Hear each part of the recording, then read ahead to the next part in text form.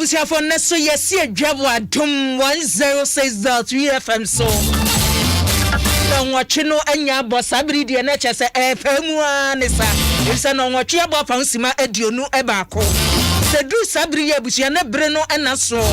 Se oman no ayetimu no ensemo a ewomu ya edise ye kan ensemo a ewomu ye buama mamuo koso ensemo a ewomu ye bosa ye kama niema enko ye tumitene no ene amamuo so ekoso ne mpanimfo ya ye de na die ama Ghana fo nyina atibie eno ebre enaso ewo bani ni sujuma die so etia ye no hwirimienu efri sabri ye kofin se nondu ebebono abusia enne ye de ni hwa kon masika na no eye fiada osofo ya ye yinu osebo nhwetire we ye sofo mampani na yinu osebo nhwetire won monyamfo se chemensa bonsu ensemo obode tu dwabo mayimra chebedwabo akon masika afimpinu ani aduonu baako yi ye de bebo man ne ho bra na ye hwa ni musa chese pani nyanya de atudwa debate no kora de emperimfo hyase enne ne kyena ya nyame ya dom a ochena emra hyebedwafo kwasetena debate anase wo twitu ntonto afimpinu ani aduonu we ye aduonu baako akon masika emperimfo de aye adwuma wofa ye dikan de afi wofa ye dikan no wonim se ansa na ye ba beto aba bato oni nti yenim ne yebekoso yenim sa kyera ye beba eti se ebiribia du afeso emfie na du na se ye ba beto aba ewo se akonmasika ye bedika di wa afefofra ye besimu no bosumi miense dika de wo se ye gitum ewo bosumi ye tusu du ba kunumti ye wie a na kyesa ye kwaya nimti aba bi obeba no na se sika wo ho ye ode be ye dwuma no ansana akonmasika no ankasa bode ho nsem antwida eti ye betumi akasa first quarter this year akonmasika ne de empanifo gitumu ye no sabre match bosome be kwa wie ne ye de awie enti ne ye de be ye dwuma free match bosome no kro no afimpinu ene aduonu akonmasika no eno na no won monyamfo se mensa bonsu Ashanti British ene ye mra hyebedwa mote brofo odi gu ho no nanso ni nyina no asem ewom ensem ewom na Ghana fo hwe ni mu se ensem be na ewom de he na beboa mo man na tumi akọ na ni mu abusuye no ene ade a ene yesi adwan yade ye ni ehwemu na ne ba bia yade ye ni hwe pa wo echese to awodo a ebeto dwa ewo budget ni mu wonse budget ni mu no ye wo to awodo ampanimfo chese bi wo ho no mo a o ye suspend chese ye twa sense kakra ene ye wo to foforo so a ye san de abeka ene ye wo ho no mo ho eti ene ye behwe eto awodo maako enan ene ye ampanimfo si o sa to we no ye gugum ama manfo ho adwo nan enan ani asa de maako nsia asa beka ho eti ye yi bi firi mu ne ye de bi beka ho sesei adrobafo ye bomba yi tro adrobafo ne wonu atwitasi income tax ya botua enka chese ye shafe na se ofa di card yo betua ofa toso mienu watua nu watua te kwota ofa toso miensa ansa na afi ne kwa wie ye so a watua empanimfo se ofa toso miensa ne ofa toso nan ne de watwa sense adrobafo nya de se wo betua income tax no eno eyade a watwa sense ana wonum so aye adwuma wo hotel travel and tours aworo wonum aye adwuma e wo wono mo eno so mpanimfo asem a wo kan wonye wo mo nkupo entertainment fo so ka mo ana schools aworo ka ho eto ye boso otua no wo mo so sa third and fourth quarter no mpanimfo se eno so watwagu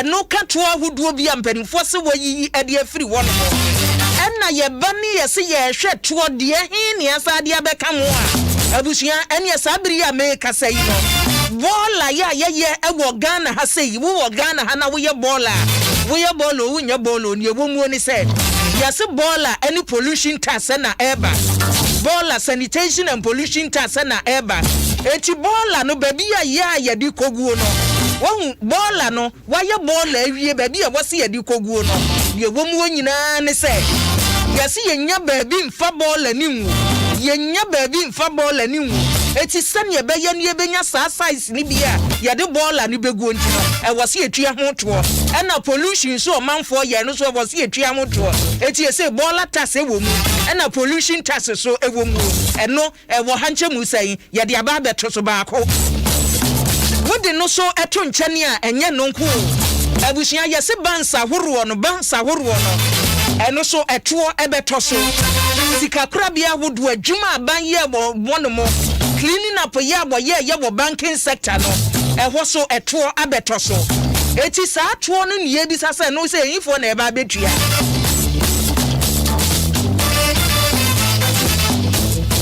ɛna sese so abusua ɛtoɔ no deɛ medical catch sɛ yɛde maako sɛ ensia ɛna abɛka ho yɛyi bi firi mu ne yɛde bi ɛka ho eti energy sector levy so abusua no so ɛna asa abayi road tolls mpanimfoɔ si review no bɛn deɛ kyɛsɛ wonya conclusion ne ma yɛbisa no bɛyɛ mu adwuma ɛbɔ sɛ mmarahyɛ bɛdwam yɛde ade sɛdeɛ kɔto w'anim eti ano deɛ nte nyɛ sɛ daase abra wote yɛ ano amakora so na wonam ɛno ho adwuma wɔ hɔ no mu ɛwɔ sɛ mpanimfoɔ yɛ ɛna covid-19 yadeɛ no so aba no ɛno ho toɔ mpanimfoɔ si ɛno so yadeɛ ɛwɔ se yɛde ba ɛno so 1% covid-19 deɛ no na nea yɛbisa nwumire yi ɛne sɛ ɛtoɔ ahodoɔ mpanimfoɔ se wɔde abɛyi no borɔfo baako wɔ hɔ no mu a biribiara ɔkada biara so ne so meka yɛtwerɛ a ne yɛde aba mu yɛpɛ sɛ yɛ widen tax net no ya widen firimre santia beto sabre population ye wo se wotua to wo mayi mu no abusua se wohwe nipa dodo ebetumi aka se nne wonum tua to wo magana mu akosoro abe 1.2 ebabi a yade ye ni hwe ne se dru se ye se ye tutuo mu a babi yade ye ni hwe ne die benti na da bia ye ni hwe wono ye chia ye ho ko babi fufuru enye ye tiremu akwa akosisen enne sa to ye mpanimfo so wode abato agodo no anya bia dia sudie kase beto Ghana fo so ana se bra so se ewiase nei obi a hotere no eti ye twa ye ni hwe ba bi ye nye ye bo se Ghana so ye ni ankasa ye yire ye husi gina ye se ye betua to ne ye dia ye man ti enye ye nti ye betua to ne ye dia ye oman no abusia na ye behwe die nti na wo se ye tua to na ye nya so mfaso empanifo ka che ye se bo widen tax net no wa widen awie eto ahodo na nwumire ye beje nkyeremu ewo mu na se wo tua to ne ye ka che se tua bola tasa anya wadin se wo tua anu nti ye se bola abeje no wo fie no se azum lion ne asadu onum besesa na che se wo tua kadabi ye ze nya sa na tie abusia munsem ene nsem bebre kambo mu ena nanyumre ene empania si adwa ene de ba eti yaje adwa so de na wo se ye de ne ye kirem ye de kofem na wate ase na sa wu ye bibi a wo hu se ade ne se enti ne ko se ne ye se twa ye se ntwa ye ne yenwie dwumadie no na wate wo ase no wanyante ase no wo hu babi asem no nam ye se to ye tua eto maako nsia no hinfa ne ye de to die benti ana kurabata bi wo ho nwuma bi wo ho a eho de ye afie ni anhwebo no ni nyina nkyemu beba nwumre ye mfa sedama Franco Trading Enterprise abusia se ye kan papa Franco asem a ye nwie ka ye se dwumako ba ko wa me ye hu se wo bi fra brochire ba ye ntuno momoa to mobile phone brem ye twam Franco ne ma ye hu ye ofisa original phones sa woto Franco ne phone so na ye ma warranty ne catch us say ye 2 years ye catch us say ye 3 years yes de be ma pepe ne dem original phones asem na make or Samsung ga wo ho Nokia phones abusu say chapo and wo iPhones original papa ni nyina Franco Trading Enterprise say Brennason brana bejo de na how bia eto entwam fama Franco Trading Enterprise oni wo didwa wo de ko Facebook wo no mo na Facebook say wo kwa 100,000 likes wo num ne da wo no na chasa wo na wo sin na Franco TV aba na fridges abeka hu tabletop fridges enso na dam wo eti say dianya na wo pen papa Franco wo no mo wunya bi but modern FM penny for 0246 422 338 wunya fra ya ne wuhia wo kura wutu akoton ne ebeye wo adoye ne adibia ba kama kana na chese wade wo na wo sin alomo bitters mu kenkon no bitters nyina hene no alomo bitters efritete and your bitters ye ba ya manfo oka and the bitters near ye true natural and authentic bitters and the ye alomo bitters but you bitters we dear ya shada ya no such a timu and wajwade and tuamu and wajwade for tina baby nom sanse service obi nyamboa and ye free mu benyina ba hwe ya na covid afra etu kwa alomo bitters no such a tin wuji ya na wona wosne no baby a ton sabi abenya bi wo ho wuni 18 years anko ho wo your bapin for so a wo so enmen hokra na builders bazaar se yemmo atiefo nyina nka yese edu adansie contractors abo Ghana nyina se mbesi dan a builders bazaar na wasa wo ho aniema ya disiesie fie se ye curtain se na wuhia ebo ne da fam se boko woniema nyina da esafe na wo be your kitchen na decorations awuru abeso ye no wo fie nyina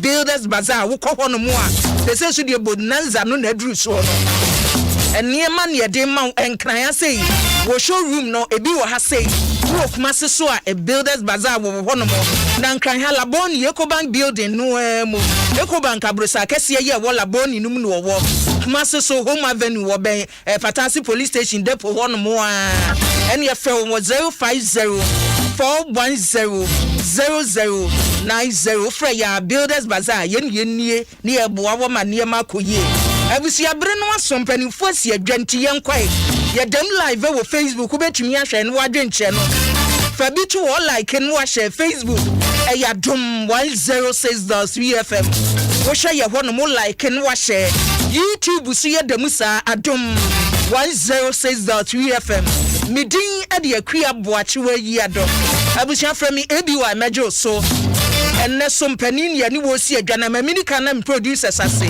listo wo kwadwo fojo Abednego Asante Asiedu Kwam Kulenu Frank Milovan Facebook and YouTube Adaroma Jamestown Jeko ene de atumu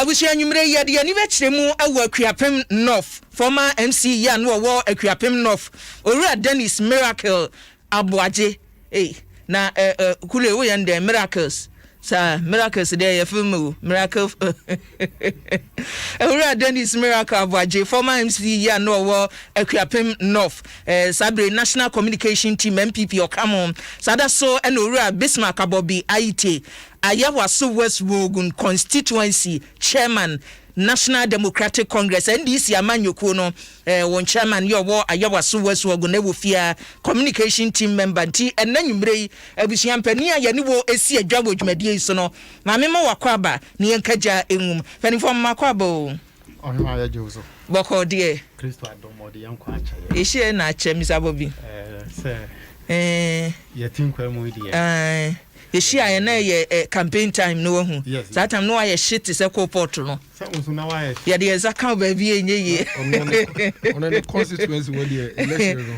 oh that's how much trophy am say constituency one seem say chairman obetumi edi omanim no na chese ote ha sei no if he say onyemre constituency ho no ho nye easy uhwe nipa te ho no mo nipa no wo frafram bebre wo pesikafo abenya bi wo pe woni ho kire wo abenya bi wo pe ya sabrofo nkom kan say middle D&D for middle class for ensusu benya bi eti no say wo do ma no a wo adwumaye wo adwumaye campaign no na nya agro legon onam omonam sa ena mamenko na former MC Akuapem North Dennis Miracle Aboaje Dennis Nsencherene Aboaje eja kwaba usually about the abokode Adom what they are saying boxing there oh mawo he said they running here they say dem say kan say jab yes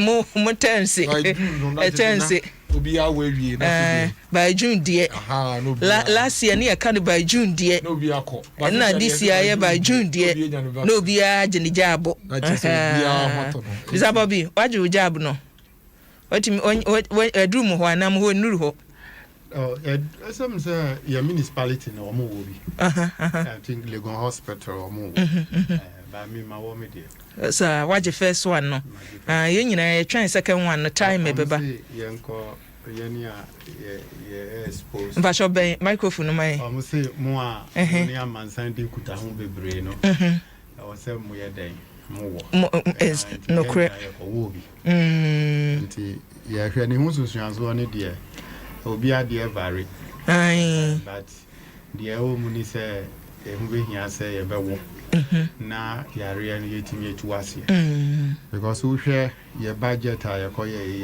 yare na say or chief executive wo bia na dia so yare no bia na dia so yare nti o say Ghana fo nyina uwo bio ni bio uwo wadwuma ni wadwuma oboade etuase no mind no to me fan into my if say near wo kan na e kan me wabra onumunyamfo se eche mensa bonsu e kenkan no ye kan a na mpanimfo de aba be sise nanka kakran ka oman no sikasem ne oman ni nyini no e pagya kakra until say covid no e be boom covid ne ba ya adwuma ye ni tiza ne wo kan no ba bia na covid no e wo hono mo eti we are hoping say sabri ye say vaccines na ba obi anwo no obi abegya atum ne hu shut down the challenge of the economy sir they said the nanado de bia o kan say wo mo underlying conditions no o mo hwe o mo hu ye wo yare no ho no na your economy no underlying conditions.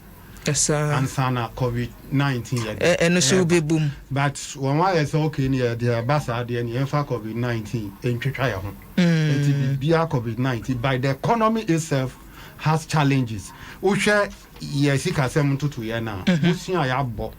COVID-19 ba ye. Apart from stable iskakakra ye ni aye wo 600 million bi na di so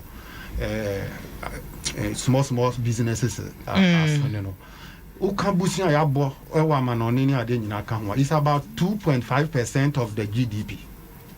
So what is it? It is 2.5 from 76% debt to GDP kra. Still no, our GDP is around a figure that is not, encouraging.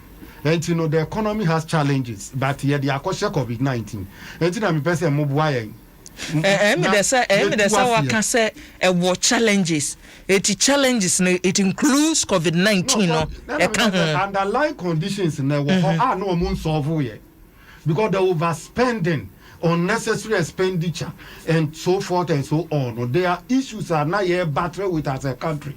And to COVID-19 by the energy say abina abie na hem in same say and I was so queer and I make a sure say COVID-19 the cost to this country in terms of debt to GDP 2.5%. It's minimal. And ya beje brena ya hwem COVID-19 free bra ebaye say ye ka omayi ye ka ye dia COVID-19 no e de sen na abeka ho na before COVID-19 no so he na na yegina ye de beko ye ni say na no empanifo ma ye te ase hye de bunko nta kire ye say ye ka omayi e ka ye dia empempenso a yetumi aduru etini nyina yebekum na abusuafo ene a yeti ye eyowura besma kabobi ayite na yete ne no afa yenka jangum na yenko yanim sa wo share live wo Facebook Adom 106.3 FM ne ye share budget no akomasika na no fiada osoafo a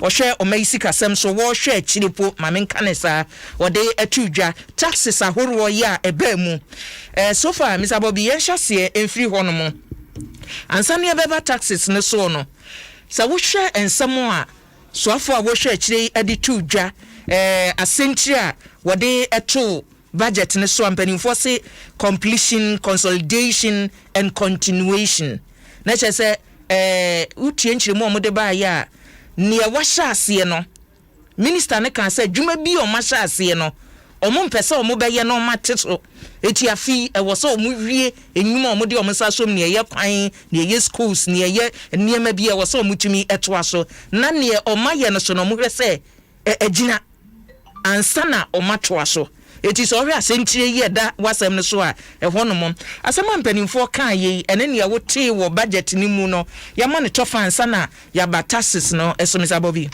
yo medas yo hima say uchtie de omuka e wo budget ni hihye mu na omu wa bem and na de omu pese yete and omu ka kire you don't have any means to check But so who follow the discussion now? Who clearly. So we see a Juma was started, you will complete. The own started, you will initiate. Now road, according to the budget, a car down road is about 40 billion. Now I call your budget 3.7 billion. Are you solving the problem? So what are you completing? So road car down 40 billion. Now in your budget, what budget for 3.7 billion? Road sector.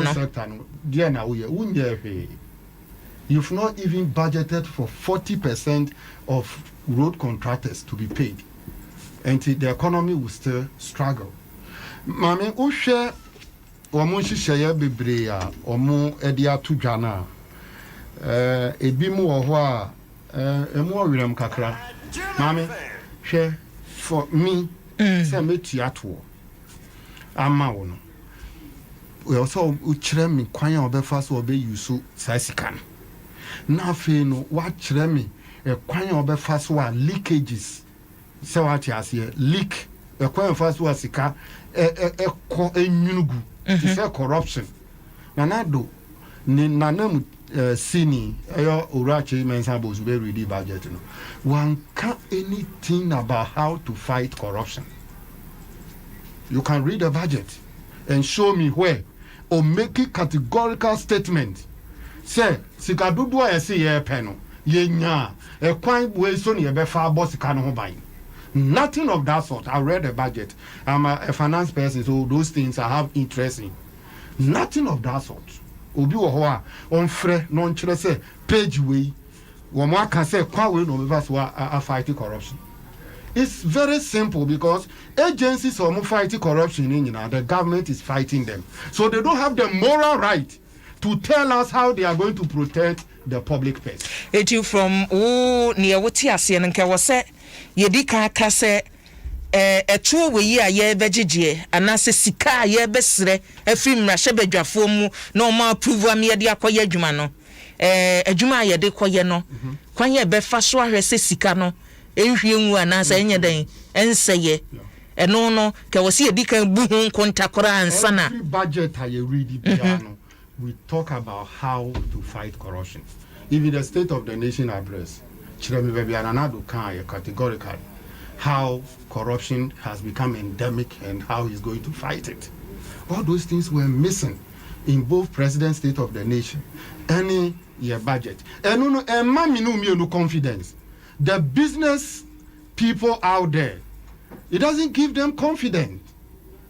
And they see between the presidency and Dumelevo. Would you have the moral right to talk about how to fight corruption? Previously, Sanya Woka said budget biano, and was see a corruption as some ewumu.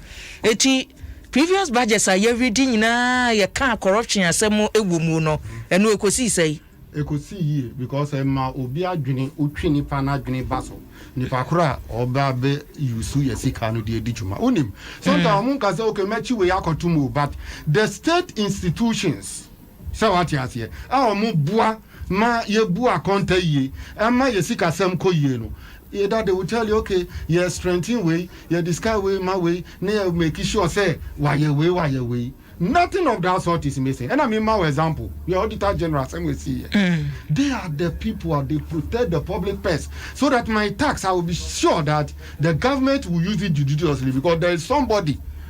Or you watch Maya or watching the state agencies or more apply your resources. Nothing of that sort was mentioned. For me, it's something that as a finance person, I mean, what auditing can do, what it can do to help gender enthusiasm in the payment of tax. Eti as a finance person, no, say ye kind budget near kase. Penning for or ma kase ye buy ye she bibia say digitization ase. As I say, ye fa see a bedu stage bi no na sa human interface say ye nipa kwa kotua sika nipa fa ha bema obi aso sika mu obi atumi ayi bi no afiri honomo eno ye ka the fight against corruption eno nka ho mame oni bibi the digitization issue that has become topical is very important, but it goes beyond what they are doing. It goes beyond what this government is doing. Even the existing agencies, companies, they operate digitally in their tax, in their budget. Did you see anywhere they are even planning to tax them? You can digitize the economy. Tax identification number. One providing me with job. Where are you going to get the money from? You understand? They have sloganeering nature. The MPP, that is what they do. We are digitizing. We are doing this. Nothing of that sort. Share Ghana post GPS address. Tell me what you have used it for and what Mr. Bobby, over to us, Mamin Konamine, Dr. Victoria Sam, lecturer. I was saying economics at War University of Professional Studies UPSA and Chichen and Komona was it Oday former school okay and yeah Dr. and Chichen Komona Yentuaso. Doctor, good evening. Good evening, Omiaba. Mpacho boko die. Omiadum pacho. Adom na bi na yede eti hase yeda seso se enwumre waje yeso yeguso ehwe akomasika na no fiada wo sofo a wo hwe akire e waso ye hwe mayi sika sem so wode atudwa na budget no ne tofa bom ensam sane yawusi ete ne faaye ye ne mpanimfo twetwe nkomo ye beyi ne makoma so na ye ne watwa so na nsa na no se mpanimfo kase afi akomasika sentria wode atoso eyese wonumu wie adwuma wode ho botaye si wani so ne waye dada wo hwe agye asiye na wasan so atoa ne ewo honomo eso ni chese watoa so aye foforo se wo kan sei eni sika abosreye eni nsema mpanimfo kan ye nyina no wo hu ne se afi akomasika no eni daso bom se Ghana fo ho bedwo won enti no mini aba mitia wone wetie fo na enti se pacho mo fa me fancha me kakra na me be tie nche me ba na ho me kan adwuma no ho eto asoma see share budget you be read here Friday we are the first thing I was say Ghana ni dia bi fa me ho say me expectation na me wono ye emiti ana asim say ye ba be with budget na me pese me mu say nti no won sa aka na anase ye kan we no we expectations no won sa aka na nti me as an economist no answer na ye da be kan no the first thing na me expecting is say corona ba ye e dey how bebre aba amama nyina so Ghana yeah abaye ne say o chiche ni o ma na o boaboa njuma eni ade nti e ma ye sika sam confirm it's not the name me chiche say e pan ben e ba fa so na sa e ka ya bo ato ho no etinye tua ti for me na e revenue generation and na e da makoma so pa say me pay tie it for me as an economist my expectations no were met because budget ni mo no o ma ye hu e kwan a Ghana be fa so a obenya South Africa na wa hwe na no as a result of COVID-19 it's no say okay pacho to asuna simayen okay it's no say kasa revenue generation metrics now the buy no ebomu a to me say but saya e da aben ni mo no se bibia amfa etwe when you make up all things being equal let's say you betimi achieve your targets are set for the year no eti o expectations say na wo hwe say kwan ben ye betumi afa so ka beto ye so na yateka no se Ghana wo aka se wiase nyina akwa ahuyehiem Ghana ka mo ahokyera ba ama neifo sa biri ye egbomu no ye nkane aya ye damwo ensuo mpanimfo ye omusi o munnamu free biza ebaye ah bina nkasa nim se o ahokyere wo ho no mo eti si ya the taxes sesan beka ho introduction of new taxes bensia na ye de aba ye se ye yim nan afiri so eno hu ne se nipa no a ye se ye pese wo ho dwo wo no wo ho bedwo won eti no se wo ho bedwo mo se wo ho dwo mo de e wo se ye hwe the two sides. The first thing I was say on my end say by whichever means I was say yetimi ekoye nim ekodu baby a na nka ye wan san na covid bae ai ma yetiko yechi no. That is we have to grow to the level na ye wo and san na covid bae. Penunti no asomai no ye wo either say ye be ko so aboa ye ko fo no ya sin ye mai fo no ama ye gi na ko meni na tika na ko so ana ko ya ye be pe kwan oh ya so bi san ko no se mo pa mo fa me boni ncha doctor so it is that ka ye be boa ejumayefo ama productivity akoso na omo metia omo normal tax na nka ye nya sika. And no, a bit slow process, no. Well, and I want the other way, I ever called direct, and can say part to the citizens. They are the discano. And what I buy way, and say, I ever called direct, now impose taxes, no way this can, and only a shorter way. I bet you do want them. It's not your objectives. I per se achieve. I per se your growth rate, no, you call 5%. Because COVID MIFC 6.8 about 0.9. COVID MIA deficit FC 4.7 about 9.5. COVID MIA reserves na nankai yetimi e dey cover your imports no. COVID MIA should say cry. So looking at these objectives, the best way which I think governments can do is the tax now or yeah no. And what I mean to me, no make us say my expectations have been met.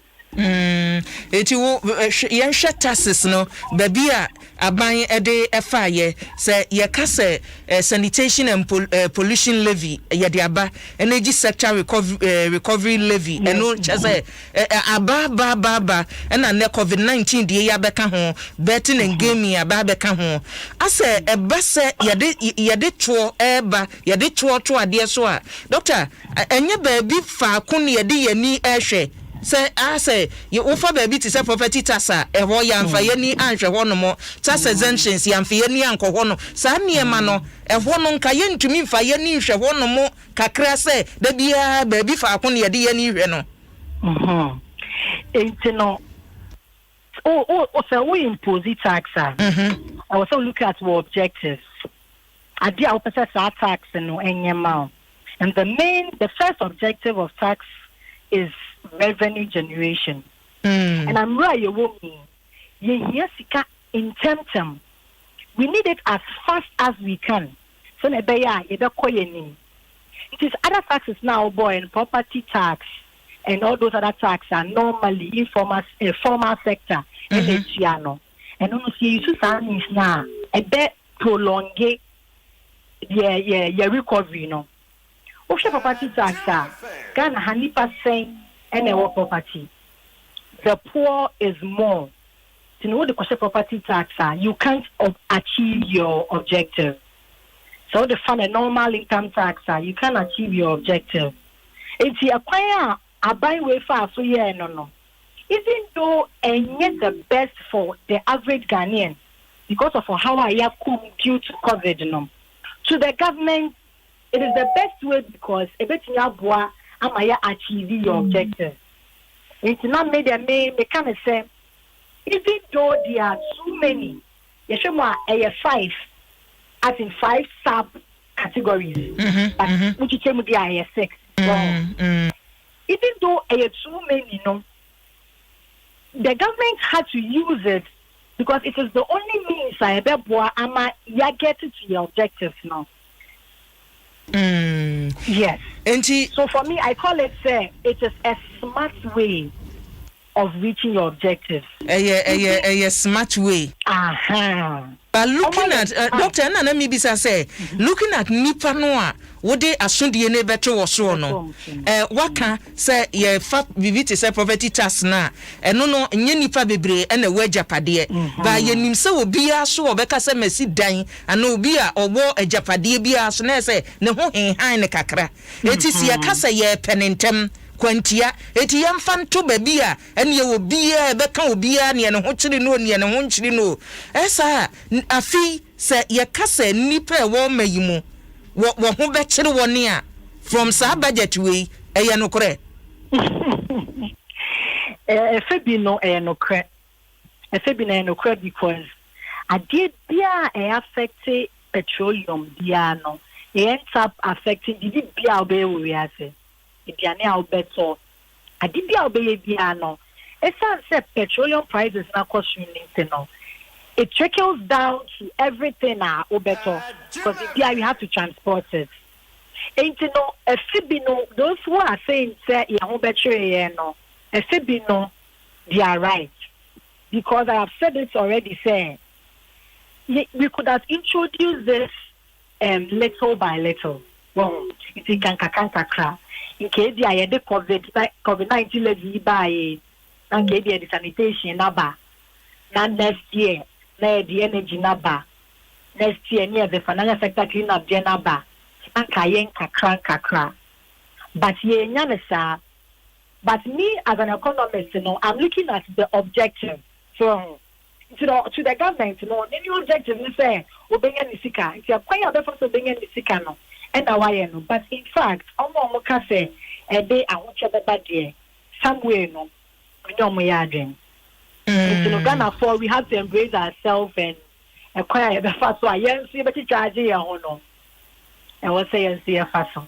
Edu sabri so ana nipa no a etua to no enema wo hwe animu bie ni se ye tua to atwa ni empanimfo hye ye bose ode beye no toda na nipa ni bia kan ye hu ye say ye ka say road tolls ye betumu wa bra hwe ya kwan a ba bia ye gege to no ankasa kore toda e ho no mu otutu street light in poni ho eno an waka to ho no eti se du sabri se ye ko ye kan budget no introduction of new taxes ni aka be nsia die na nka wosa ye ka ema nipa na komato ne yem se afituo na ye begie no we na mpanimfo so wode koye ye behwe se wonum de be ye sign we ye waka nti no ye bo abrechemu wo mu wuti bibi sa wo budget num se o maka a hwe ye se we nti ye be ye adwuma Miaba say ye cannot de ye ka de a and the miaba me no ye ba Ghana de ya tibebre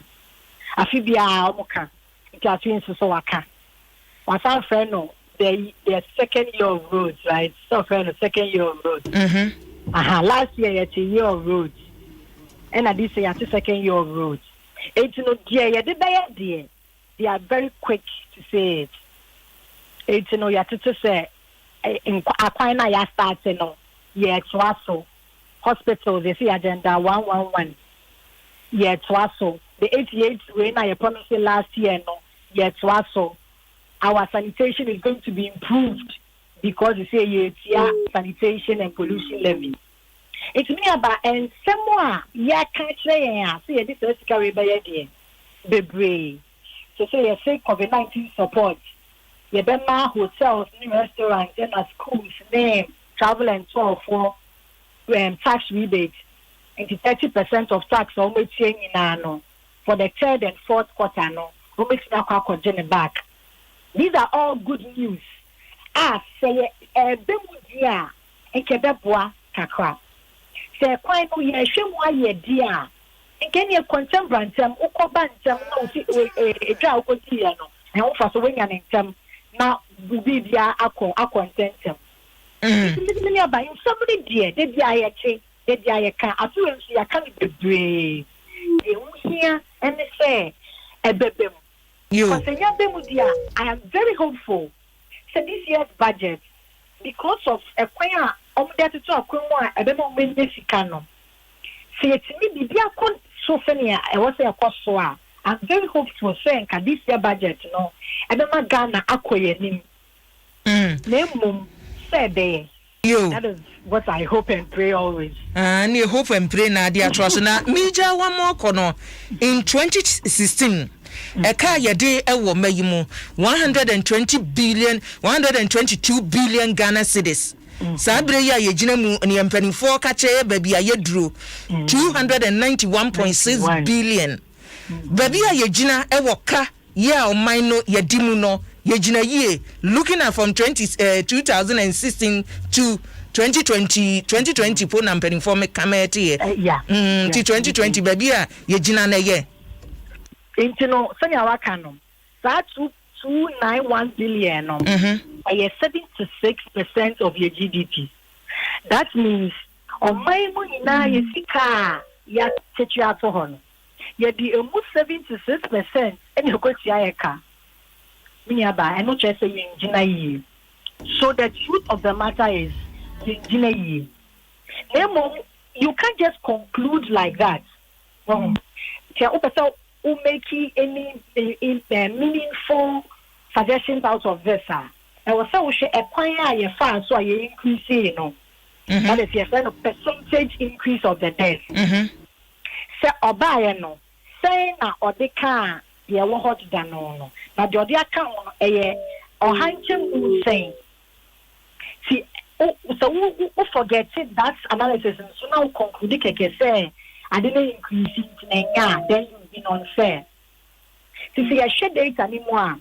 You don't say from 2004 till now, every 4 years, the percentage increment as you acquire fast one, you increase your debt, from 2016 to now, 137. Just say now you can't never hold it down. The 137 about account. This government at the 137 ab account. Now, so we should the previous ones now, 2008 to 2012. The government are there at the 269% in the account. 2012 to 2016, no. Government are there at the 243% in the account. 400 and saying. And 243%. And at 2012 to 2016 are buying at the account. But we know the 137 and at the account. It is very important, say, you also speak in percentage wise. Because the never honor and the other account honor. The difference, not the treasury, the percentage increment. It's when we are speaking in that term, dear, Rebecca said, I buy way, I dear. And you know, yensha ni mpanimfo ka defa COVID-19 wo mo kan besi say COVID-19 no na ama oman no ho akire no ye kan ya kan from 2016 ebesi 2020 oman ne ka baby a ne yegina before COVID-19 no beba no baby a ne yegina no na ye na COVID-19 nti ye hwe ase ananse na nye okay enti no so we COVID-19 effect ni film and a financial sector clean up by okay, so COVID-19 was 19.7 billion. Financial sector clean up and also was 21 billion. And some others, a buyer around that time. So we are no more and Kaye saying 58.7%. Well, Kaye Sikano, 58.7%, and now Kaye the Kokotayaka. So definitely no yet me you COVID in film because and also the via account. But it is now Obi Kasa, I think one of the honorables or Kasa person. Bobby. The the fundamentals of the economy, and also can acquire because they say we are COVID.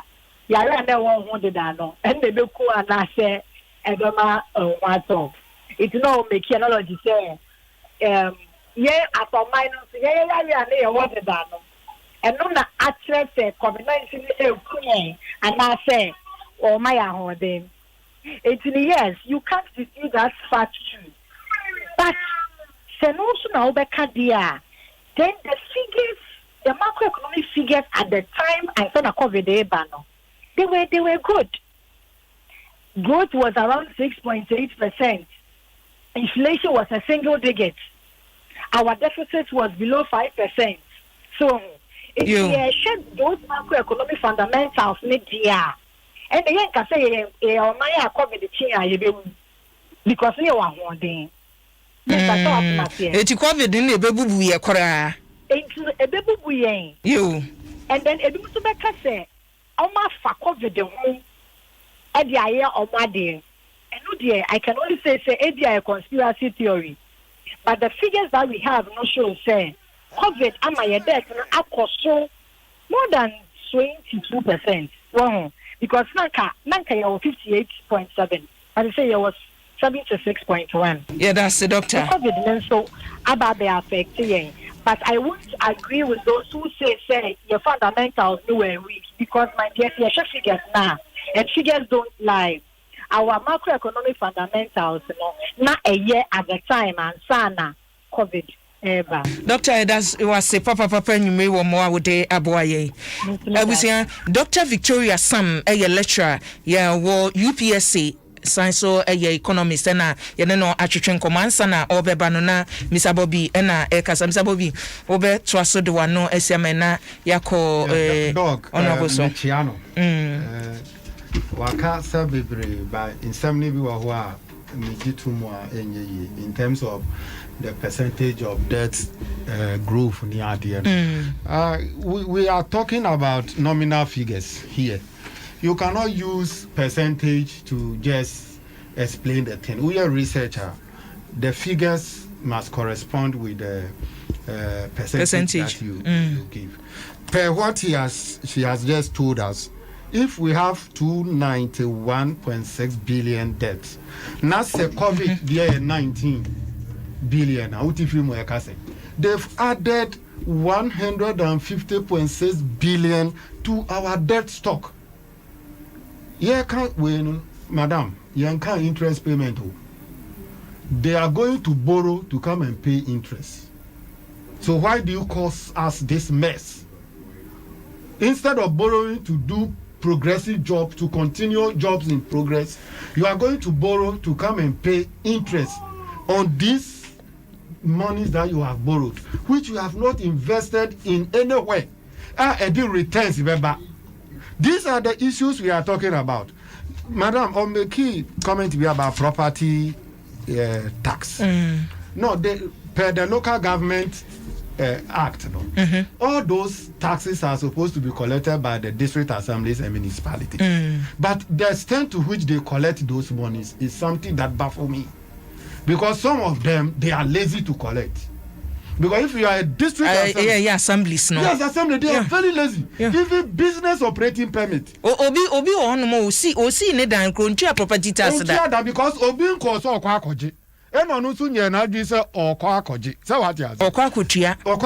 At least every 5 years in a proper jurisdiction, you have to value all properties because inflation will come in and the cost will not be the same.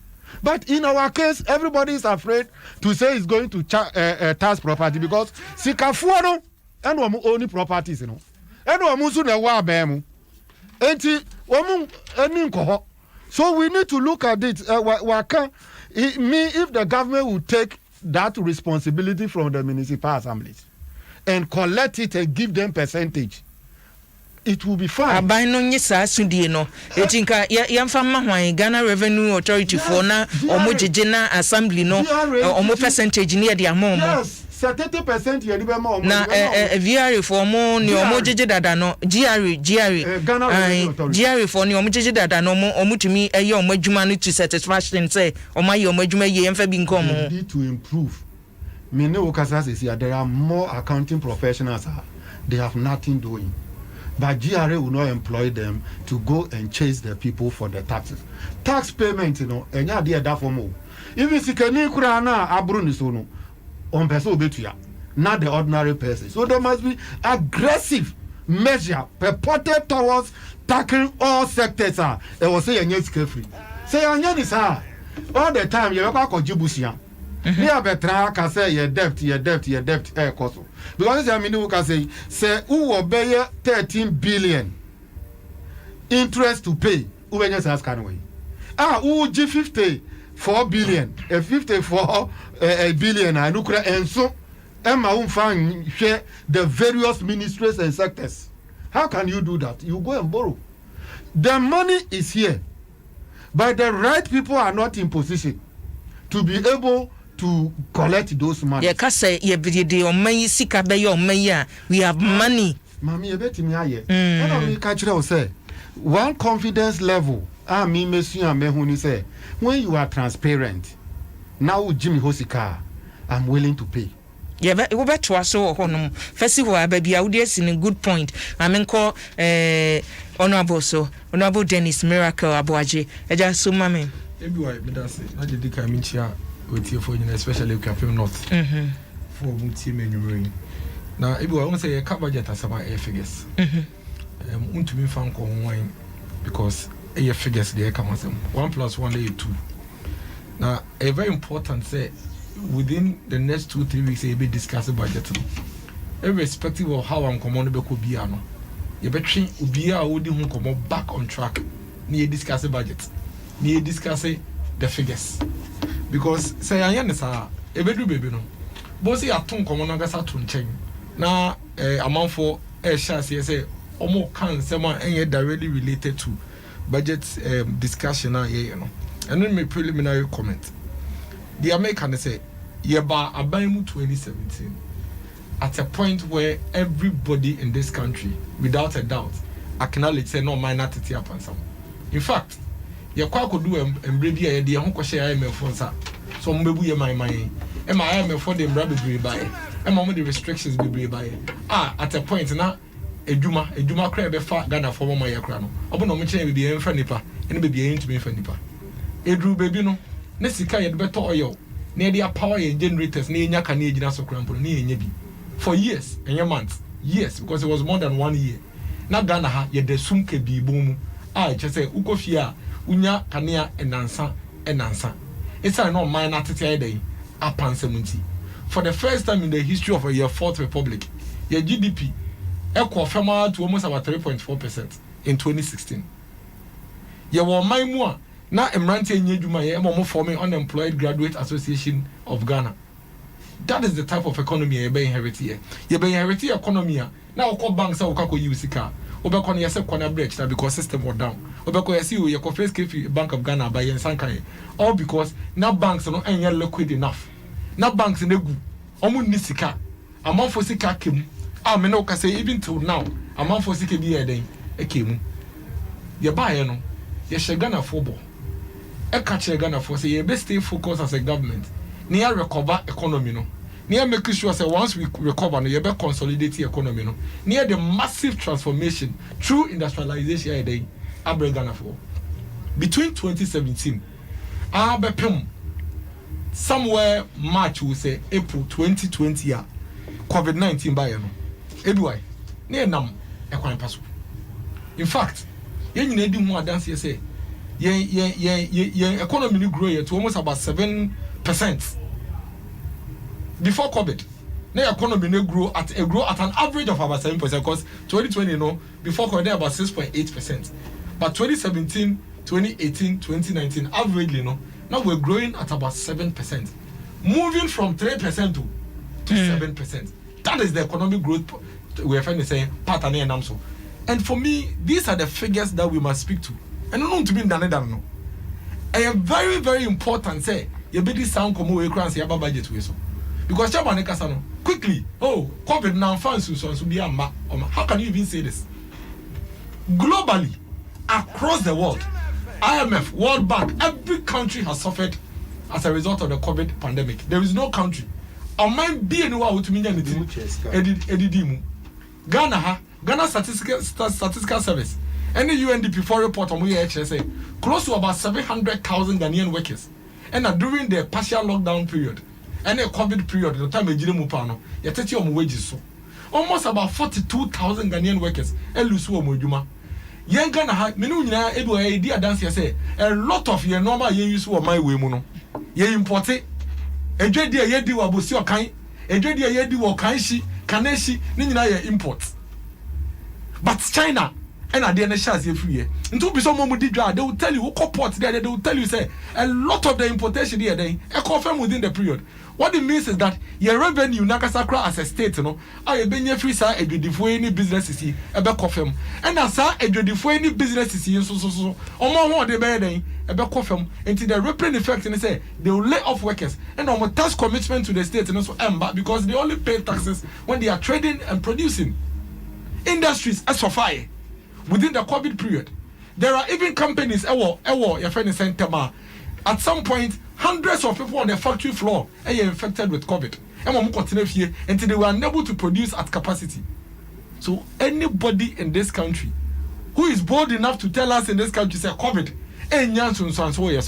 that's any panel. Not yet, say pure no politics, no, but say even multimedia, even in multimedia here. Honorable Mebao, say nipa no can say COVID-19 no enya nsunsuanso nanso se na oman ni gina yi a enka nsunsuanso a COVID-19 ni nya wo man so no ka enya se nsunsuanso wa ka say economic growth no before COVID-19 no baby a ne yegina eni chese baby a COVID-19 ba ye ko gina no se no oman ni nyina so fapem no na den sa ntinka ye bebo ahwe otim sa oman a na 3 years before COVID-19 now the growth is 3.4%. Now within 3 years, it will grow to 7%. No? And now COVID-19 exactly. So it tells you say we were on the path of recovery. I don't know say recovery, consolidation, and the transformation. And for us to even move from 3.4% to 7% riches, and I'm quite paso. Now, like you rightly said, you know. Or they not say about not to pansam. It me no yarding. Many chairman yarding said the economy was in complete. I find say no problem for day. I agree with you and I agree with chairman because economy na better na ejina 9 ba so day. So. And for us to move it from 3.4% to 7%, it tells you say now you nam kwan so day. You grow as a country. Ni nguro nwie ti ni enyina nwie ti e boy ye na of course. Ni nguro nwie because it's not easy. And you know that you were at your worst. Don't forget 3.4 no. It was the worst in our Fourth Republic. The worst. That was the worst in terms of economic growth in the Fourth Republic. Until ni nguro nwie. So it was obvious that the shock of COVID-19 because can you imagine? On my team about 36 months before. Na can you acquire businesses be adwuma no munya. Afi no mo kan ye gina so kakra o mu ye nnuma. Afi na taxes nuisance taxes na eda abosi o kai for no ma so afi na atete free so a omutumi edidwa. Omu ko amanim then all of a sudden company na 3 years ago 2 years ago on to me nya kan ye adwuma no wa chance you na kakra all of a sudden boom ne workers 100 nya ko be dom ko fie all of a sudden the partial lockdown aba into ntumi bie no nnuma. All of a sudden, raw materials are being here free China. Any other countries they didn't know. On to me import it because those countries have closed down. Clearly, such an organization, such a business, would suffer everywhere. And I agree with you. It is not strange because we were in complete shutdown. And these are figures, and that's why me home. Yes, our discussions here. I don't like to interject because I figures. I want to be in transfer. It was 3.4 to 7%. 3.4 to compare 7%. I obvious not 3.4 not 30%. So I agree with you. Anybody that makes that comment is right. Now economy no also. Until now after na ya shasia ye kakra ye benante. Then all of a sudden a global pandemic. A global pandemic a UNDP forecast and say 700,000 of our people lost their jobs. Before then no. Anyway, before such situation, now on the part of bumper harvest in our food production under the planting for food and jobs. Now, northern region, almost age-long drought and dryness are about to be farming. Now, because almost small dams are to be near so from your day. Now, 1.2 million of your man on Comoca Trefino. It's not the same to me intervening. That's our 1.2 million. How much mean a higher day? Ako school. Now, 100,000 of our youth are now unproductive. That is the sort of economy, the kind of economy and international automobile companies. And to me, confidence. Abemu Almost setting up on plants. The assembling. My way. That is the sort of economy that we had. Then COVID-19 set in. Then businesses started suffering. Then people started laying off workers. The effect, they say, Obi Oha or your shoe shine. What say a man in Pion Koyejuma because why a partial lockdown? Sandy Pano. Some period now, man, I saw to the feeling now, or by any way did he. Businesses and other schools, you have 2 schools. Hotels into being hotels. Into hotels also lay off from workers. Hotel companies and sort of total hotels. Travel and tour agencies into me, Yeduma. Everywhere. A BC that in the last 100 years, the very last time a situation a woman is here in 2020, BC was in 1918. Dankopon and another Danko Kufado, Nyan Sani in Diamano. In a den assessor to me, ye free South Queen. It's say, end this before a casa same way. Sketching and say, COVID-19 had no effect on the economy. Then it should tell you the entire argument now on the budget because they don't even accept the reality. And they don't even understand the issues and the situation that we have on the ground. When was your man? We made a specific commitment to protect the lives of the Ghanaian populace first in 2020 ahead of everything. Now the day in Uswan see a pekwan be fast ebo Ghana for home by. And they the key thing. A quite be fast ebo Ghana for home by never say be make sure say yarea no ye bebo hu de rule protective PPE say ye be here indre be here frontline workers. Our more sha boy home buying over her tax reliefs are buying the more and then 50 or so % increment in normal salaries. Any allowances are buying the buyer. Even government had to employ close to about 40,000 additional frontline workers to come and help to work. In that same period, no schools say close it down. Hotels are air suffer. Omo lay omo off. Omo tifi omo nye adwuma ye. I say aban boa no peko obefa so omo utilities. Omo akania, omo nsuo de because the pan yate ne pay so. Nipa de yi na adwuma mu. Yare so aba. Wo so pese so yare na no. Tena say aban peko obefa so asa ne pay nyina obehwe omo. Eno na ma aban start ye say bosia o. Say ye hifo e den ye ba ko pese ska no. Who said the government didn't know so we're going to find ourselves in such a situation? But that is why President Kai has a famous statement and they say the president says we know how to save the economy, but we cannot bring back a dead from the dead. Yeah, that's it. All of these things now a year between 2020 March thereabout. A normal, very, very necessary, needed interventions and there's a binding year near the Bogana for a day and buying. Honorable, that's all dear. Yes, what can I say? Yeah, that's it. That period now, are buying Emma over 1 million people free water. No, that period, no, I can win. Yes, I baby bomo. Yeah, that's it. I was going to so 8 year banning issues. So Adom 106.3 FM. So now, and Chese, Jumedia Yedin, say, it's I say, COVID inti, untimi fanifa bebre, MS studio has say, eti yewo, tases fesoa, wonumu ebe buayen. If say, mene Dr. Atwitwin bi ho enkomo, man for so adwenche no aba, na na adwempa hini odi asempa ye otoso mienu, o say, montoa so emayetepa, amam from enamdiwe, if you do itema so say, supporters sene grassroots wo MPP amanyu ko nbe sasne ama mampani na nado na ni so ade huna ya adwuma walanya kwati aso se ye increase taxes na introducing new ones no enye ade anka beboa nenso COVID-19 ti enya basa ora Alex Oben eye tax expert eja ben majo ampa ben rather yeah, that's the family. Some people say, "Waji yeso enyumri." Ye share konmesika na no fiada etoja emrashebedwam na baby enyumri ye befese obeboa yen eye eto avodo a empanifo ese ye the new ones ye introduce new ones uchiche ma be nsia na ne empanifo se yengugum so be se enan eno na ye hwe Ghana for afimpinu ani edu enkono eba yese COVID-19 ya unity abansi o ani emema freebies kakra ensuo ne niema afi yesa de taxes abegu nipa ne so nipa wo mayimu omo a yesa ye ma wo bosia omo a yesa ye so wasene no watumi agina wonna so wo se ye kase ye de new taxes eba We never met us in a much on the phone on the that's a mood a question with me. Say a cat, your mother or my dear, my yourself to be able to know very big. I can say, no water, and I even US baby and business is not a home water. If you say COVID-19, no, and yeah, since I saw you know, be a now taxes in violence, a community Ghana from insurance collective taxes, but not our brain. We are more comfortable with indirect taxes. A almost no COVID about member.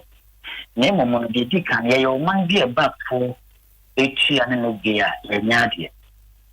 Engineer say learning in a share COVID to say I'm confident in our indirect tax because most of these taxes are back could be here saying we are rest or Yabani and me will be a come here anything. It would be a new war a year to from my in the say I didn't think or my eye timono. If we about that is there by running all previous government. Yem pet of the work as a creative way side the digital. Name of Dibia, you caught the low hanging fruit. Areas in them say, you're too vast, ma. Auto Adia, Ubutia, Ed the answer will have Bubi, Bashata, the Obi, but okay, true. And here then I say, oh, Jimmy, a you free. And she attends the Bibiana Capodina start type of a poem. And she make a say, be a COVID in sea. And I'm not this kind of tax baba. It's been with us for a long time. Now, been here in a way, no matter safety, you only probably know going now. No, Obia, some of our canoe, a transmo. Now, here we say a home and see from a corner maybe. The big kind of yen, I did 2 set of mine over here to the custom any. Me, just mean, gun will be able to see custom. Do not play a war so now, and yet. Many dear, a dear Namona was here too. COVID situation of a devil. Dear, we look at it. Desperate situation. And yet they are to call for desperate measures. Yet, now, mindful will be, say, India. And for COVID vaccine, and red Ghana, stay from Moyo. Almost this can a ban. Why India? Almost so Kruma phone to Motiano. They are told a day of Ghana. And it's a cock of you say, probably a soon more more journey, they are the journey. Who bring us a young Cassano, you resist can be wa. Yet in their share over the area. Yeah, I are some years you now, I am some years you now, and now says that Tina be near Kakofaba me Nayawa. Who bring us a buying a better way, obeying me and yes, canton. Intino. And I mean, with the matter, this kind of indirect tax meaning, die. You want the employee. Now, so no, you can't say, Sabai arm for indirect tax, you did to come back and then it's no alternative bay and no, or pan from Ben or one. On the whole can be for property tax, informal tax exemption. I'm 2010, near tax exemption, then foreign companies. Was 392 million. As I'm talking to you, 2018-19, you have 4.6 billion. 4.6 billion. 1,000%. And if you say, I'm a tax exemption year reforming. Yeah, online Dr. Alexander. Next, how many campaigns am I in the last 3 years with CCTV? Even some of them try on platform. But I find no attention in the Saturday at the time I was a reform property tax. Call East Legon, call Laboni, call Cantonment. The kind of properties they will only be at the end of the year, Nippon Uchiasing. Yet, you can see any properties. Why we have millions of properties in Ghana. And yeah, just property kakra, near direct tax kakra, near corporate tax. I mean, they come boom, and many no, Gina Primate, maybe. Yet, you can see a chama, Nippo be organ and be any property and some reform property tax. a area is long overdue. The brain the COVID we know any less in the mind. So we cannot develop our country by loans. And I deal with all government into me can't buy winning the buy with. And pimping the easiest way you buy because they are back on here 4 years. Attention, I have 4 years. Argentina, I buy the and I just over reform property tax because on so chance, but to a betiano. We know about what. And it will be a hard reforms also. Why not? One yet, me a tea and younger, now, young call. I might get some copies camera near Copaba. Oh, why I buy a 1 point? Why the number now? If you might get it and a coca in the money, you better myself condition on your pay. In the good situation, all the 6 taxes are banned. And yet, they are mimicking a year at the top. Name Momono, abandoning the alternative in China. I was seeing in a Yajitum. News of a beer dream. Yanka Kanga in Nigeria. And the Bebwa GFC situation. The free would are a bay years ago. Many so different say taxes winning now a bay temporary measure. Because you mean develop Ghana with all these indirect taxes because I regret it. And you find a more woman. Or one better coach here. Oh, come on, now for talking again be a dear. You miss it. Hey, when are you honorable now? If you just actually eat for the better. What the young man samba what do you so my mere mobile money and I will show you more until they leave that nephew. So it doesn't work like that. In the end of the year, and you for now buying a more free electricity, a more free water. The collect tax next year walk about carbon think of a can or copper pedal navy. Internet you are coming back to square one. Until now, remember food say, you support entire biology. Name not buying with a temporary measure after 2-3 years. You see, consumption says, take here. You creative ways to be a bit more revenue. Let me another example. You see how the website is in the boom. Now, online, there's so many online wahar. You also talk your website do for Ghana, how being a cat. Over to me, see Apple's our website. Maybe some of the COVID by now be glad to talk shop. A whole more now, no, I do my team to or try the best to be delivered now. And I said, best for no barber.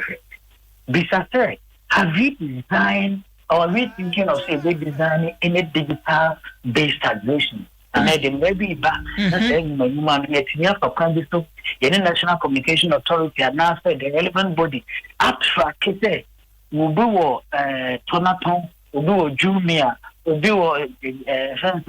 All those numerous websites and Amazon why with the men can look around to know what. And they are multi-million-dollar businesses at year. So we need to look beyond and be more creative in our tax collection. Indirect tax not any solution for the long term, but any short term. Mo Miss Ampabe, mo papa. If you say okay, na no kra na mete say mobile money transfer for you mu ye kra no say wonu ntie hu. So hweni padodo pa cha say say means of say ye de sika to ba bi ya dane no.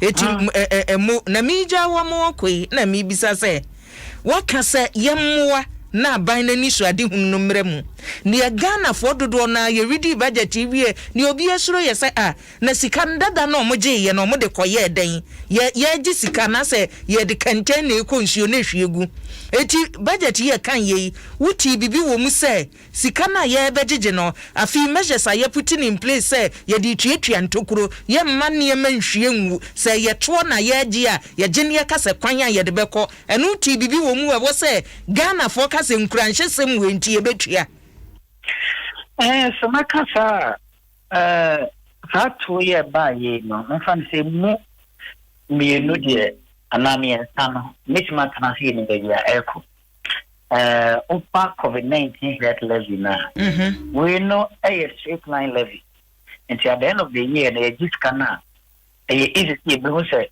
ye 18% e mu bia 1% eco health levy easy to account for. Over sanitation levy no so auto petrol bia no at the end of the year and yes but it's a pump no be original auto petrol no 10 pesos to be a that's will be a paper for my bank. And also no, it's already earmarked to have in aircraft. Many sure said previously no not two in any business. And some you knew way any aircraft, and also aircraft energy sector debt. In himself be a aircraft by a body. It is about the say Ghana for your moody dear. Also, we did 10 pesos at the crab ball. Am I a more by December, me person ko akogina colleague go na na me ta fe kra de akiri first no afeno so o ka yentua bi entisi na ye disika ya allocation say aha enko specifically for ejuma we no at the end of the year no aba me kanchre ye ni anso ye na ma ye nhu road levy na also obege no me tin ko tua toll aba bra kwan no kra to da de ya ne say no baby original na we scan na mom na hona ya na ta tutupa so steady ahwa na wo ba ji say ska we na me na mfutukwa so kwa na tutu FM car me sa de ba garage abebo ka de a adom so ka so munchia ade ba ko bo ne ka say informal compliance a visible sign of tax payment. Taxpayer want to see visible signs and chia ye no gani enso so so na me nya e Enti nyama ba area ende minimum se ebeboa na o ti che nyama bebre mi se maslow mo edi wo mu ewe na mi ti hon komo bi planting and food and so allocations be ko no mo community mining so see be shame I mean there are few things ko no mo okay mini community criminal tax minimum se abansi ka dem no wa cheche na so sometimes no budget allocation is different from budget disbursement. So allocation they are not beka na so no pika na beka control Miss Ampave ma me na wase papa wo moa wo de aboy na Shaibu Abdullah say Miss Ampave deserve so ye minister onim sika semu Miss Ampave ye da say Abusian ye gusu obani ni shujuma de so ye dem live on Facebook so Adom 106.3 FM ye ne empadinfom ye nu ene wo fia say make us say Honorable Dennis Miracle Abuaje former MC Mercury Apem no fe wo fia sada so ena Mr Bismarck Abobi Ayite ayawa so wesogun NDC Amanyukon constituency chairman no national communication team member na ya de ya abode aba wo say $150,000 and I say $150,000 no a wo mo gi free ana wo ka say 150 there be onukra the airport there no ka $150 no mo gi wo airport no e wo hefa airport there no just ye bisemu akiri Daniel Francis ye bi why ye leaders no na che say ye wo manya yo na mum leaders ni bi ye wicked chese eniema awoye no enchese oman no ohudo ena obi banyame so edie o say duties omoje ewoye impos ahoro eni rotos awoje no se sika no omummebu nkontam yehu se sika na ko he so mtimbu nkonta Ghana yetua to a yensuda na emum so mantumi emu nkontan de a yetua ye no wo betwe daawre ena Charles Nyame asa mankese wo say ye impose taxes ewo omanya yetimu ebribia omanya aseye na yesida bia ye de tuo ebeto so echese mpanifo ye insensitive ya wonwi ni fe wo manum ho Sulemosa so wo hweye from Italy wo say ensuo ni enyinam kani ato no a mpanifo se yentua no wo so ndo hu ni se eye needless ena Samebo Achia Samanka so edieni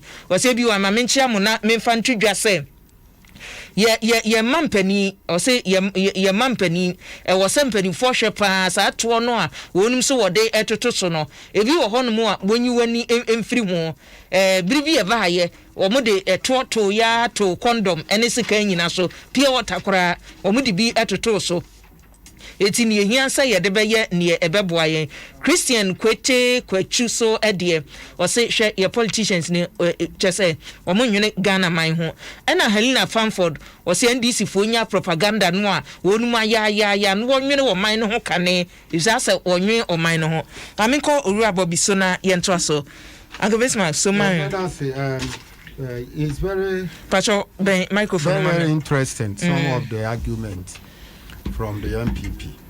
Mami say now prior to 2016, IMF, World Bank, Moody, Omunyana predicted say our economy from 2017 will be growing by 8%. So about 2017 now we grow 7%. With the previous data, the amount, what did you do extraordinary that within 1 year you will grow from 3.4 to 7%? It means some investment has been done. And the MPP, you should admit that. So when it is falling under you, let us appreciate say things are wrong and we need to correct it. Maybe man can be as a COVID-19 any challenge. Our economy. So by me say the effect, as we have been told, is not that enormous. And for that matter, we could have done better if the underlying economic parameters are right. COVID should not be the problem that will result in these new taxes. Let's go to Mami Yang here at work.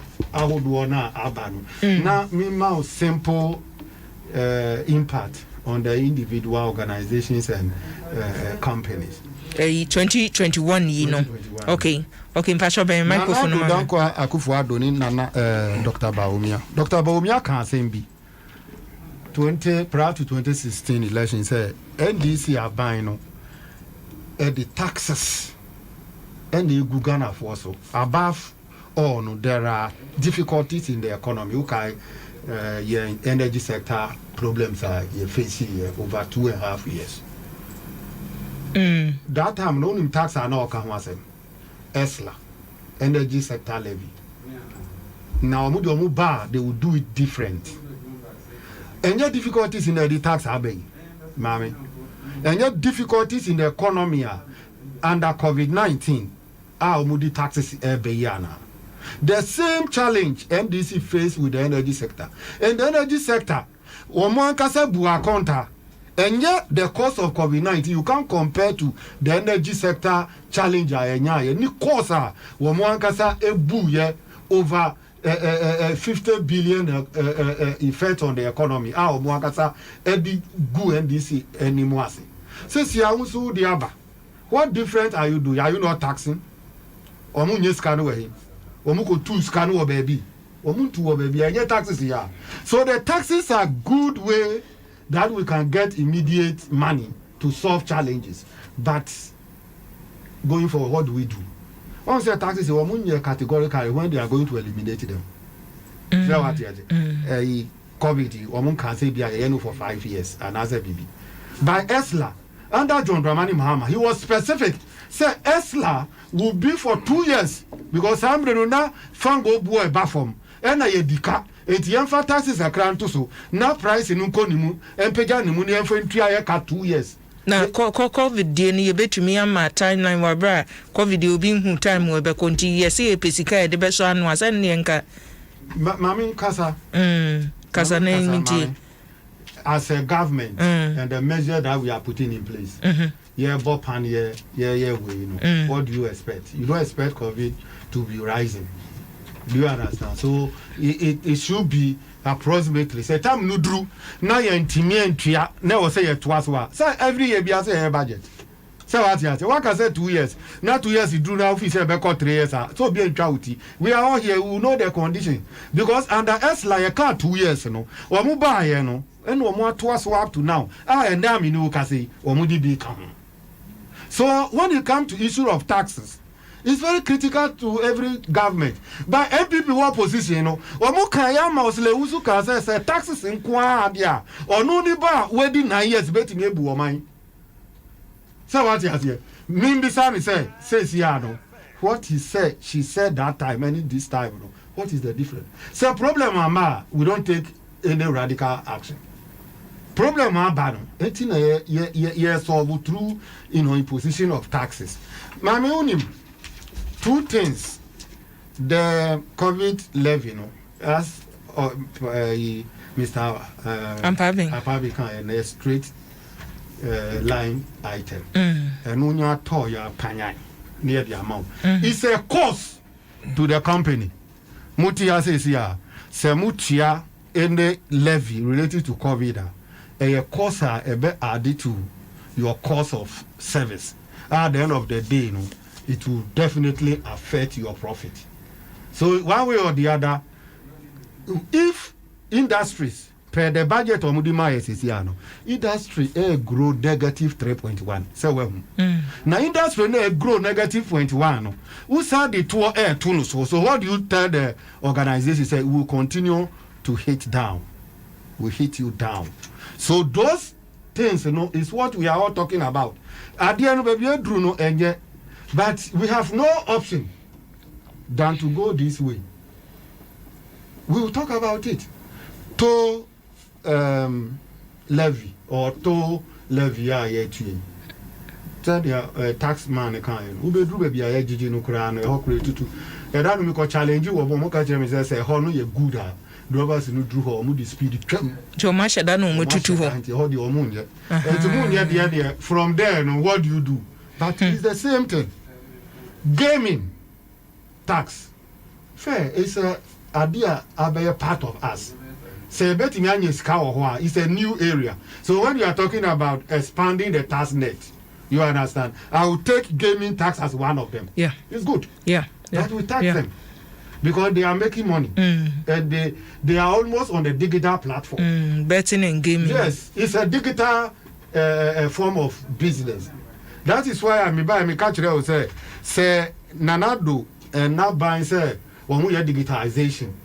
Now, as at now, Dr. Baumia within 4 years cannot have any antidotes to taxing these digital firms in terms of those who do buying and selling. Then we have failed. On social media platforms now, okay? Yes, on the internet, buying and selling, those things. So we have a problem. For me, the banking sector issues. Today you are telling us that our banks should be, you will be taxing them 5% to pay somebody's mess. The properties they sold, the other items that they collected from these companies, the auction, how much were they able to get from that thing? Have they accounted to Ghanaians and you are coming to tax us? You are saying you are taxing bank, but you are taxing me as a customer. Because all these things are costs that they will pass on to us. The most annoying one is the sanitation tax that they are putting into the ESLA. Hey, sanitation tax, I know you are annoying. He annoying. Are they? Mami, me kaka. Obisu ye bole juma. O kreti bola. Ti say omo ye ice water, omo ye bottle water, omo manufacture nyama e kreti bola, polythene bag.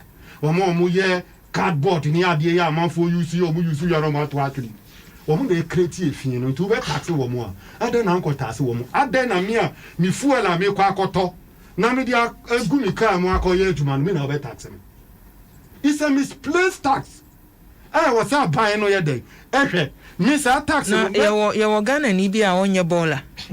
Mami. I thought so bia ya baller nti. That's why I buy me fee anymore. Zoom now the container see ho.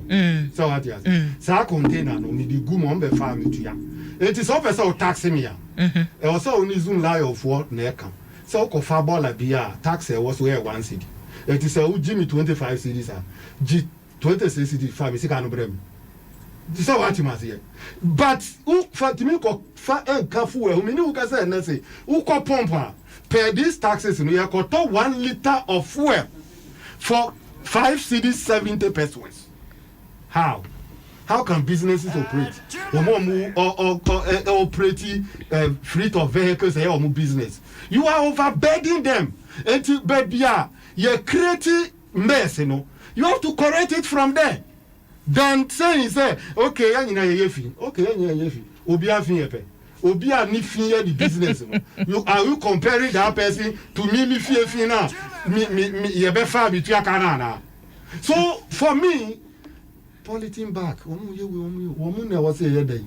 Ye di tax gu omu so. No omu ye discipline. Your tax in a bar, it will make them disciplined, not to become a nuisance with their activities. But one yet now the go fuel so says how many who can say mommy. Uto fuel 1 liter. Taxes a woman you know carbon 56%. Yes, a full cost now no pay about 44%. In what economy do you see this? Esla, you Esla you managing very well. Like I say, a car that per what NDC were paying before they came. By now, naka energy sector levy, you year free up. IPPs are almost in a unique BR. But who did you Sikano were in dear nowadays? NDC, ya Gigi Bosia, ya Gigi to. Mammy, ya come, ya honey over several projects to them. And we can mention them. They should mention 1 or 2 flagship programs or projects. Ya boost your media. Wamuko airport, no Wamuko do terminal 3. Investors are confident in the country when they come and they land at terminal 3 because it's befitting international standard. NPP Tamuchire di Omoye, Kokumasi airport, Nekotamali, share University of Ghana Hospital, share Rich Hospital. These are things that say Usi Yalia Bobusian, Nabusiano does 122 billion. Near Chelsea when near the eye. Now also you take COVID-19 cost every month. What Bobusian 150.6 billion. And the Ebisa say, Mamie. Nana Dodanko Akufuado, Dr. Baubia, Minister of Finance, Chirayan, the Audi says he can. Uko Kamusu Yaquine, a quine, a care dow, 40 billion, the budget in Mono, 3.7 billion or see a depaku. Yeah, that's it. The bay now, we have 40 billion.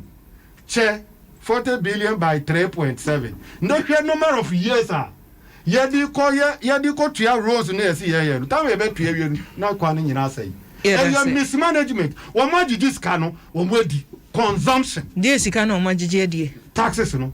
Dear Henny or Medicanji and answer your Beji or Majidi. Your Moji Dano or Modi. Entina 150 billion and over no. You well, yes, I did come on. Message. I could Babu Siaka, says I mean, you can say, or Musso Mbakwa and say Gasso. I could be a woman. Eddie Kurako, Akos ready about. Ninja, a barber Kaya Sicano, you be sour, but say, 18 will be some, I say, dear Yaji Dadano, a dear near the eye. O Montre, so what you here? O Montre, and now we are a Minister of Special Initiative. One say a good, one say a good ministry. How I commit ministry? Some ministries in Bebre, a year free. But in this budget, they have budgeted over 825 million to special initiative. What special initiative are those? Because these special initiatives are activities are what 4 years will be 84 years in special initiative. Rabolas and Untoy. Yeah, that's it. They've made provision to that sector, all in the bid of ensuring that they will get excess money. No way. MPP may catch a Ghana forces. But is it fair? So because omo ye na omedi omo ye na omedi. When you spend your taxes, say you can special initiative ye ni hwehwe ye bisa wo hono just a ministry no wo hono ansa na yatumi aka say your special initiative bi e wo say ye mami Mr. Bobby o si obe to dam o to dam ni wi a dam ba ko yetun how many times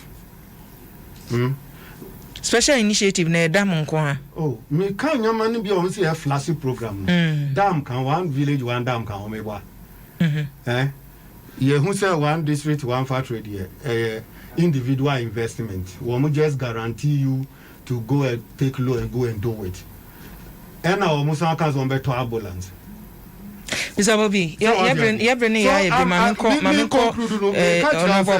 all the monies they collected sikano mujiji yen nyina no wo di what we call consumption nyama that's it faso bi afinu so a udi wi na according to say sebi honorable Chosmai me that's it that's here in this for say 2020 December ye betoba nti omuguso a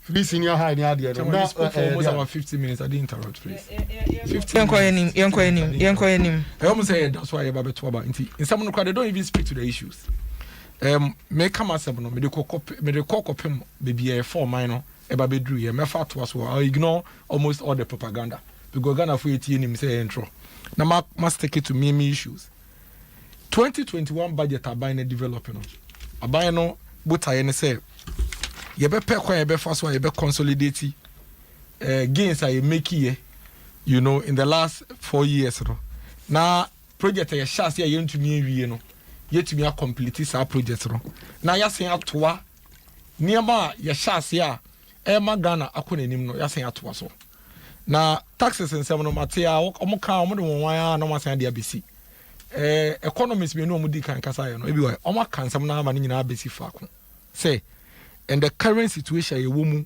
asoman no the best strategy, the best approach, and they are buying a fan. Utie, your mammy of UPS or Dick and Casa, that's exactly what she was saying. She was asking, say, the question she will ask anybody is what is the alternative? There's none. Ubisaya in lecture here, or Casa ya babesi, or no so kaya besi, so say, baby, you want a party, you show me baby a Gina, and it be a person qua. That is the best approach. Now, a lot of the taxes in the crown are not everywhere. Casa near reef near Katakata or not, or chairman they can't energy sector levies. Sasikano kind budget and I buy natural more specifically says Sikano. Ye G aquacutia excess capacity. Ye here in Faso be any so, but then this is first sign one agreement at 2 years to Yano. Ye G aquacutia Sadianoka. Oh, please let me. Oh, Chairman, this is so unfair. This is wrong. No, honorable, so you're bringing a bit of Mr. Bobby, Mr. Manu, a lot of those things.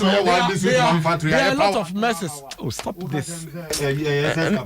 Honorable Kasana, microphone.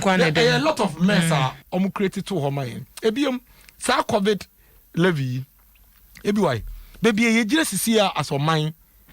Baby, you just see any acquire first one. You see a boy who buys a Bible catch was oh, you're showing you my eye, you to me pay and one baby do be a dear. Yes, some moment just our tempest we see. Now, vaccine see, yen to me crowd wombra. Now, health facilities, yen to me. Oh, can you please stop this? It's wrong. Into me cousin be obey and now 17 hours 15 minutes. Mr. Bobby, I've been here.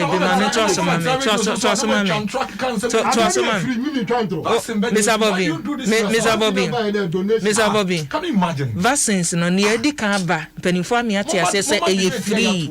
The subsequent ones, near the say Benyanisa from the minister, Mr. Educate the public. You have lied for 15 minutes. COVID living. A binary budget specifically say the big vaccines, almost about 17 million doses of the vaccine. Near the be supporting 111 health facilities in Ebabesi.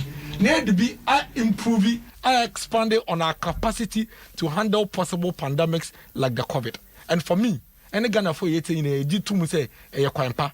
Because after all, in the last 1 year, troubles I have munine, a buying kasa per coin of Befaswa, obetumi nyeska edia den, film.